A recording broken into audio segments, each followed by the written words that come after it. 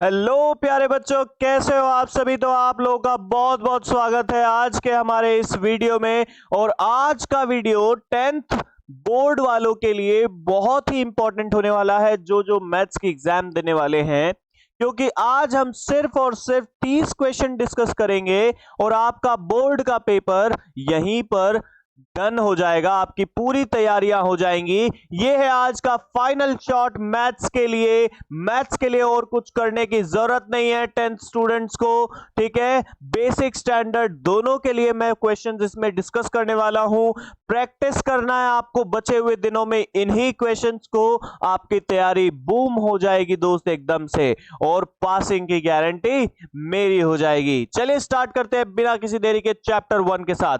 Chapter 1 पहला question है prove irrational का। या तो सिंपल नंबर देगा या तो कॉम्प्लेक्स नंबर देगा, दोनों में से एक नंबर गारंटेड आएगा आपका।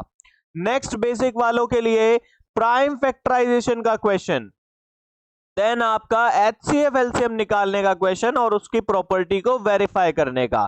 देखिए ध्यान से देखिएगा, ये एचसीएफ एलसीएम में नॉर्मल नंबर की जगह एल्जेब्रिकल नंबर भी डाल सकता है। चैप्टर 1 का स्पेसिफिक वीडियो आप उठा के देख लेना।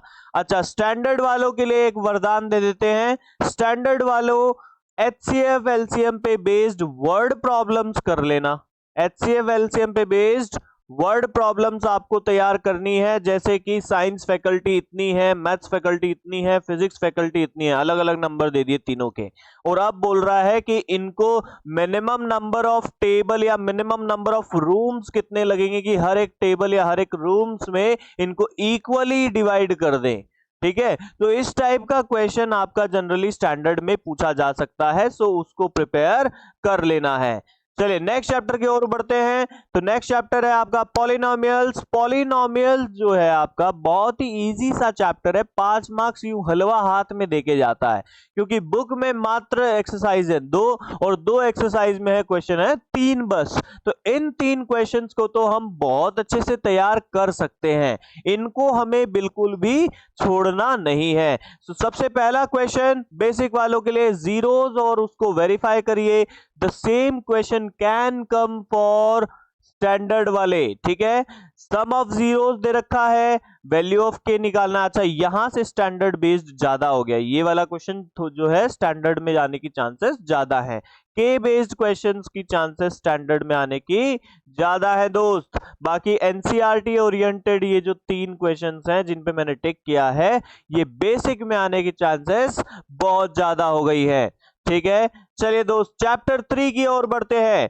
चैप्टर 3 और इंपॉर्टेंट हो गया। चैप्टर 3 सॉल्व करना है लीनियर इक्वेशन, 2 दे देंगे ग्राफिकली या सब्स्टिट्यूशन मेथड से। ज्यादा अच्छे से प्रिपेयर आप इन दोनों को करिए, कि अगर एल्जेब्रिकली बोले तो सब्स्टिट्यूशन से कर दे और ग्राफिकली बोले तो आपको आना चाहिए। अगर आपको नहीं आ रहा है, स्पेसिफिक वीडियो उठा के देख लो मेरा, उसमें सब एक्सप्लेन किया है कैसे क्या करना है। एलिमिनेशन तो सबको आती है, इजी मेथड है, ठीक है। सो ये तीनों मेथड आनी चाहिए, इन पे बेस्ड क्वेश्चन आता है। जनरली स्पेसिफिकली ग्राफिकल मेथड बहुत अच्छे से आप कर लेना तैयार, ठीक है। देन ये इस टाइप का क्वेश्चन कॉम्प्लेक्स इक्वेशन को सॉल्व करने का, देखो 41 इधर है, ठीक है, सॉरी 49 इधर है, 49 इधर है, 51 इधर है, 51 इधर है, तो इन इक्वेशंस को सॉल्व करना है। तो ये टाइम वेस्ट होता है इसमें, जैसे हम सब्स्टिट्यूशन कर ले या एलिमिनेशन, क्योंकि कैलकुलेशन बढ़ जाएगी। तो इन दोनों इक्वेशन को एक बार प्लस कर लीजिए, एक बार माइनस कर लीजिए, जो भी रिजल्ट आएगा उनको सॉल्व करिए, वो आसान पड़ेगा आपके लिए और चैप्टर 3 रेडी हो जाएगा। अच्छा, स्टैंडर्ड वालों के लिए वरदान दे देते हैं। स्टैंडर्ड वाले भाई तैयार हो जाओ, आपके लिए आशीर्वाद आ रहा है। तो आपका आशीर्वाद है कि आप इस चैप्टर से वर्ड प्रॉब्लम्स अच्छे से तैयार कर ले। वर्ड प्रॉब्लम्स कहां से मिलेंगी, तो वर्ड प्रॉब्लम्स आपको मिल जाएंगी सेल्फ स्टडी नाम की वेबसाइट पे, ठीक है।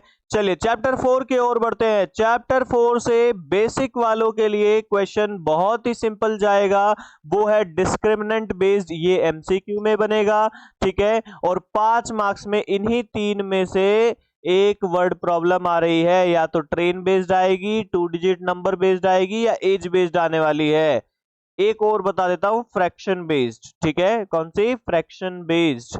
सेम चीज स्टैंडर्ड वालों के लिए भी है। स्टैंडर्ड वालों को भी वर्ड प्रॉब्लम ही आने वाली है इस चैप्टर से, और डी बेस्ड ऑब्जेक्टिव्स बनेंगे। ठीक है, स्टैंडर्ड बेसिक के लिए सेम रहने वाला है चैप्टर। ठीक है, चलिए चैप्टर 5 की ओर बढ़ते हैं। चैप्टर 5 में बेसिक वालों के लिए बहुत ही मक्खन होने वाला है, बिकॉज एसएन पे बेस्ड या तो 2 मार्क्स या 3 मार्क्स में क्वेश्चन बनेगा, या फिर एमसीक्यू तो बनना ही बनना है।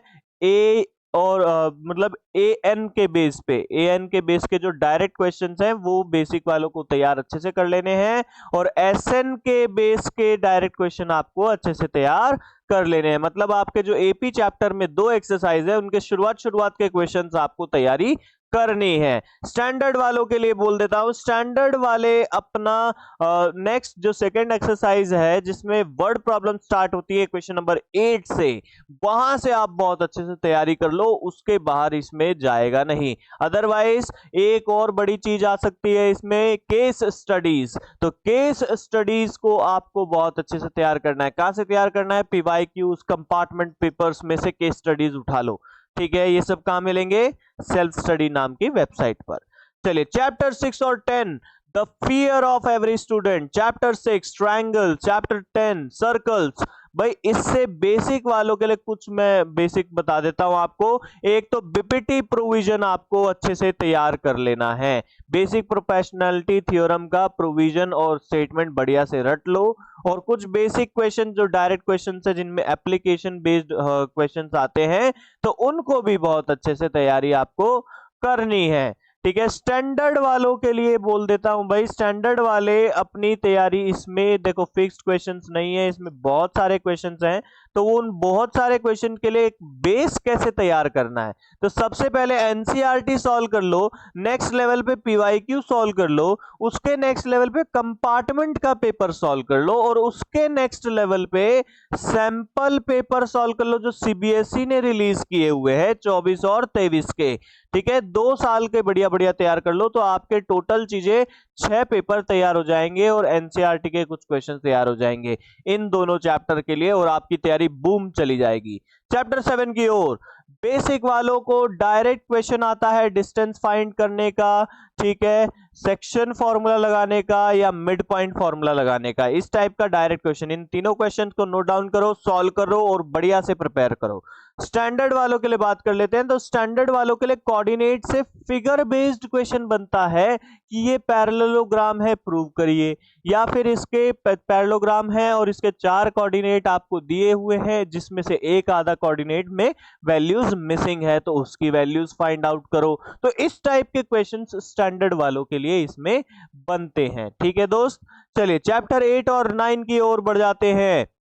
अगेन एक और बहुत बड़ा फियर है ये बच्चों का, ट्रिग्नोमेट्री। तो ट्रिग्नोमेट्री में बेसिक वाले इतना काम तो कर सकते हैं डिग्री या वैल्यू बेस्ड क्वेश्चंस को, क्योंकि ये फिक्स आ रहा है दोस्त, 2 या 3 मार्क्स में फिक्स आता है। उसके बाद बेसिक वाले अगर थोड़ी सी मेहनत बढ़ा दे तो प्रूव करने वाला क्वेश्चन, जो 8.3 में 10 क्वेश्चन है ना प्रूव करने के, उनको तैयार कर लो। ठीक है, और एप्लीकेशन यानी चैप्टर 9 के लिए जो क्वेश्चंस आपको तैयार करने हैं, तो 24 और 23 के प्रीवियस ईयर पेपर में से जो जो क्वेश्चन आए हुए हैं उनको बढ़िया से प्रिपेयर कर लो, तो आपका चैप्टर 8 और 9 बहुत अच्छे से तैयार हो जाएगा मेरे दोस्त। ठीक है, स्टैंडर्ड वालों के लिए मैं अगर बात करूं तो प्रूफ के ही एक्स्ट्रा क्वेश्चंस आपको तैयार करने हैं दोस्त। प्रूफ के ही क्या तैयार करने हैं? एक्स्ट्रा क्वेश्चन, जैसा चैप्टर 6 और 10 के लिए बताया था, जो पीवाईक्यू, पहले एनसीईआरटी, पीवाईक्यू, फिर कंपार्टमेंट, फिर सैंपल, वैसा ही आपको 9th और 8th चैप्टर के लिए भी करना होगा। ये 4 चैप्टर के लिए कोई फिक्स क्वेश्चंस नहीं है, बिकॉज इसमें काफी वैरायटी पूछी जा सकती है। चैप्टर 11 की ओर बढ़ते हैं। बेसिक वालों के लिए बहुत ही बेसिक क्वेश्चंस आते हैं। एरिया ऑफ सेक्टर सीधे सीधे फाइंड करने को आ जाता है 2 से 3 मार्क्स में, या फिर एरिया ऑफ सेगमेंट फाइंड करने का बेस क्वेश्चन आ जाता है, और अगर इससे भी ज्यादा डिफिकल्ट बनाना होगा तो वो एनसीईआरटी की वर्ड प्रॉब्लम्स आपको दे देंगे। इसके बाहर कुछ नहीं जा रहा है बेसिक वालों के लिए। स्टैंडर्ड वालों की अगर मैं बात करूं तो स्टैंडर्ड वालों में फिगर बेस्ड क्वेश्चन इसमें से बनते हैं। ठीक है, क्या क्वेश्चन बनते हैं? Figure based. तो जितने भी एनसीईआरटी में फिगर बेस्ड क्वेश्चन है उनको तैयार करना है। उसके बाद में आपको पीवाईक्यूज के क्वेश्चंस तैयार करने हैं। ठीक है, सरफेस एरिया एंड वॉल्यूम में दोस्त, सरफेस एरिया एंड वॉल्यूम में आपको गुलाब जामुन का क्वेश्चन, पेन स्टैंड का क्वेश्चन, वुडन आर्टिकल वाला क्वेश्चन, मेडिसिन कैप्सूल वाला क्वेश्चन, टॉय शेप्ड क्वेश्चन, ये 5 क्वेश्चन तैयार कर ले दोस्त। सरफेस एरिया वॉल्यूम तैयार हो जाएगा किसका? बेसिक वालों का। अदरवाइज स्टैंडर्ड की बात अगर मैं करूं तो स्टैंडर्ड में आपने उन क्वेश्चंस को प्रिपेयर कर लेना है एनसीईआरटी के जिनमें सारों में फिगर अवेलेबल हो। ठीक है, वो क्वेश्चंस आपके लिए मोस्ट आईएमपी हैं। स्टैटिस्टिक्स मीन मीडियन मोड आने वाला है, मीन मीडियन मोड आने वाला है 5 मार्क्स में। ठीक है, और बढ़िया से तैयारी कर लो तीनों की। ठीक है, और इसके बाद अगर स्टैंडर्ड में आता है तो मिसिंग फ्रीक्वेंसी का क्वेश्चन बन सकता है। ये क्वेश्चन मिसिंग फ्रीक्वेंसी का बेसिक में भी बन सकता है। एक और चीज बता देता हूं इधर से, एम्पिरिकल रिलेशन पे क्वेश्चन बन रहा है एमसीक्यू। ठीक है, 3 median equal to 2 mean plus mode. साथ ही साथ एक क्वेश्चन और बता देता हूं आप लोगों को, और वो है मोस्ट आईएमपी, मॉडल क्लास और मीडियन क्लास के बारे में आपको पता होना चाहिए। बहुत ही जरूरी क्वेश्चन हो गया ये। ठीक है दोस्त, चलिए आगे बढ़ते हैं। और अगला क्वेश्चन आपका लास्ट चैप्टर से वो है पीई, प्रोबेबिलिटी। ठीक है, प्रोबेबिलिटी से सीधे सीधे क्वेश्चन आ सकता है।